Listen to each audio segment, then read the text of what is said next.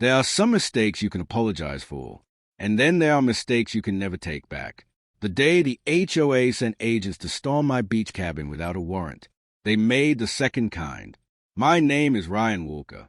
5 years ago, I bought a quiet beach cabin on the Oregon coast after retiring from the U.S. Coast Guard. It wasn't a mansion. It wasn't flashy. Just a weathered cedar cabin sitting on 12 acres of private beachfront. For me, it was peace. Every morning, I'd drink coffee on the porch while watching the waves crash against the rocks. No traffic, no noise, just the ocean. Then, one summer, a luxury gated community was built next door. With it came an HOA. At first, everything was fine. Then the complaints started. The HOA president, Karen Blake, insisted my cabin lowered property values. She claimed tourists driving by could see my old fishing boat and stacked firewood. She wanted everything removed. I smiled and reminded her of one important fact. My property isn't part of your HOA. She didn't like that answer. Over the next few months, I received fake violation letters. Then came demand to repaint my cabin. Then threats of daily fines. Each letter went straight into my filing cabinet. I ignored everyone. Karen became obsessed. One afternoon, I overheard her telling another board member, "If he won't cooperate, we'll make him." That sentence stayed with me. A week later, I drove into town for supplies. When I returned, something felt wrong. The front gate to my property was open.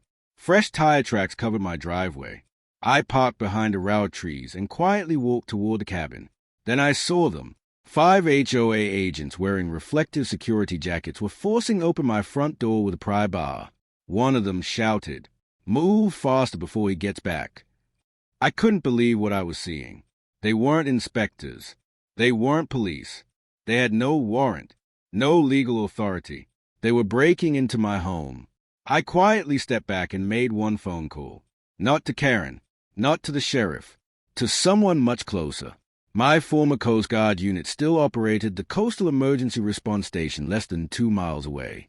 One of the commanders happened to be an old friend.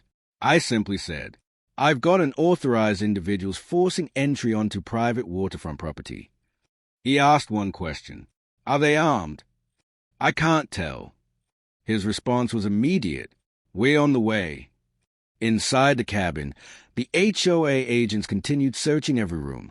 They photographed family pictures, opened locked cabinets, even started loading my personal belongings into plastic storage bins. One man laughed. He'll never win against the HOA. Less than 6 minutes later, the sound of powerful engines echoed across the shoreline. 2 Coast Guard response boats rounded the point. At the same time, 3 Sheriff's Patrol vehicles raced through the front gate. The HOA agents froze. One actually dropped the pry bar. Karen arrived seconds later in a luxury SUV. She jumped out yelling, "This property is under HOA enforcement." The sheriff looked at her without saying a word. Then he asked, "Can you show me the warrant?" Karen hesitated. "We don't need one." The sheriff's expression changed instantly. "You absolutely do." Deputies secured the scene while investigators photographed the damaged front door, broken locks, scattered tools, and the bins filled with my belongings. The Coast Guard commander walked over and shook my hand. "You picked the right number." Karen kept insisting the HOA had authority over my cabin. County property records proved otherwise. My land had never been included in the subdivision, not even close. The entire case collapsed within minutes. Security cameras mounted beneath my porch had recorded everything. Every conversation, every tool used, every illegal entry. The footage quickly became evidence. The district attorney filed charges against 2 HOA security contractors for criminal trespassing and burglary. The HOA itself faced civil lawsuits for property damage, unlawful entry, and harassment. Insurance investigators refused to defend actions that were clearly intentional. Several board members resigned before the case even reached trial. Karen was removed as HOA president by a vote of angry homeowners. Many residents later admitted they had never approved any raid on private property. They believed Karen had acted alone. A few months later, the court awarded me compensation for the property damage, emotional distress, and legal expenses. The money repaired my cabin, but the lesson reached much farther than my front door.